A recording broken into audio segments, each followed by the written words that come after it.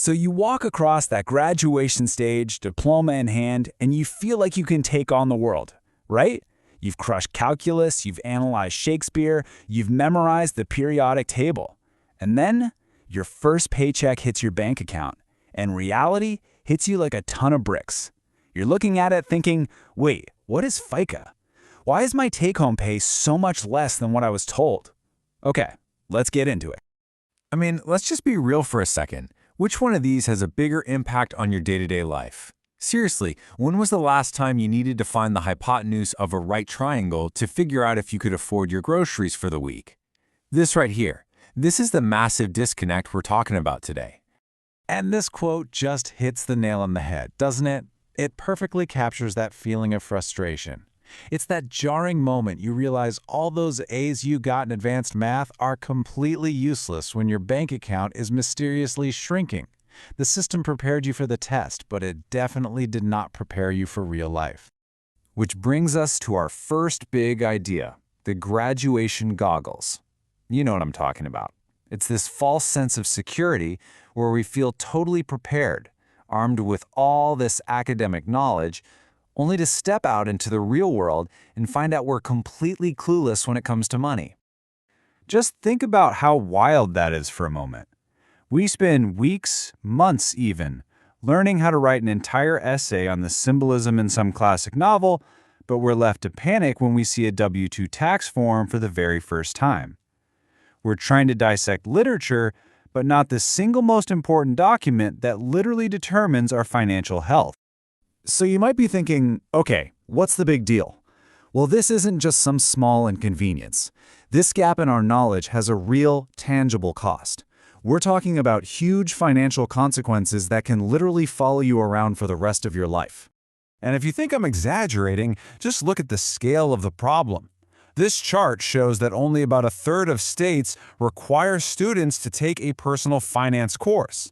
That means almost 3 out of every 4 students can graduate high school without ever being taught the absolute basics of how money works.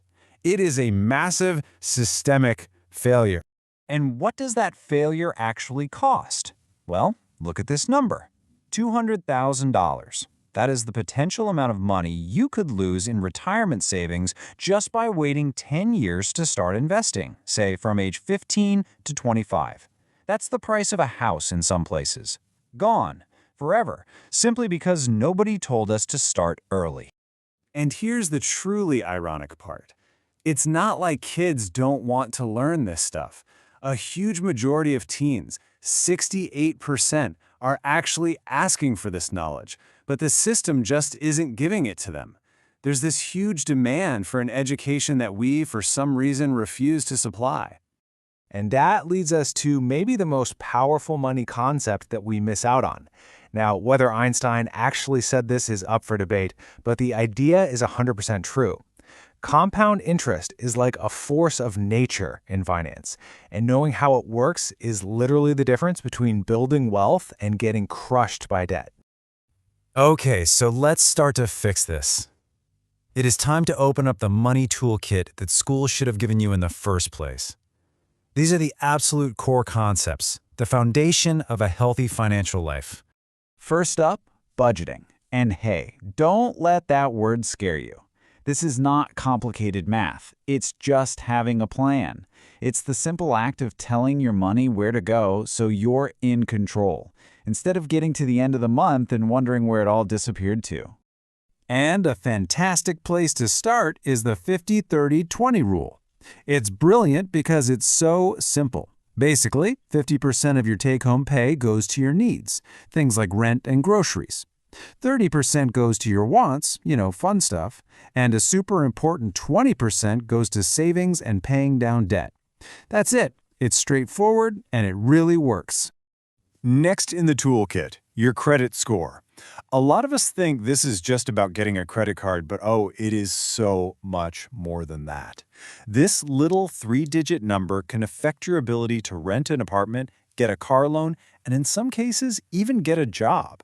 And not understanding the basics, especially the trap of just making minimum payments, can end up costing you thousands upon thousands of dollars. Now this might be one of the most powerful and simple distinctions in all of finance. An asset puts money in your pocket. A liability takes money out of your pocket. It's really that simple. A rental property that pays you every month, that's an asset. Your brand new car that you're paying for every month with gas, insurance, and repairs, sorry to say, that's a liability. Taxes. That one thing you can't avoid that causes so much stress every single year. The tax code is, it's complicated, but the basics aren't. And because we never learn them, millions of people miss out on thousands of dollars in tax credits and deductions they're totally entitled to. We are literally leaving free money on the table for the government to keep. All right, so once you get those basics down, it's time to level up. We're moving beyond the classroom stuff now and into the skills that build real, lasting wealth. These are the concepts that are less about math and more about psychology and strategy. This is so important. Money isn't just a numbers game. It is deeply emotional. Understanding your own money psychology, why you spend when you're stressed, why you're terrified of investing, or why you use money to feel secure is arguably more important than being a math whiz. Our emotions drive almost all of our financial decisions. Now, take a look at this number, $1 million. What do you think that represents? Well, that's the estimated extra money someone can earn over their lifetime just by negotiating their salary one time at the beginning of their career compared to someone who never does. A single 10-minute conversation, a skill we are never, ever taught, can be worth $1 million.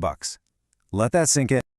On top of all that, our school system is basically stuck in the past. It's designed to create good employees for a 9-to-5 world that, let's be honest, is quickly disappearing.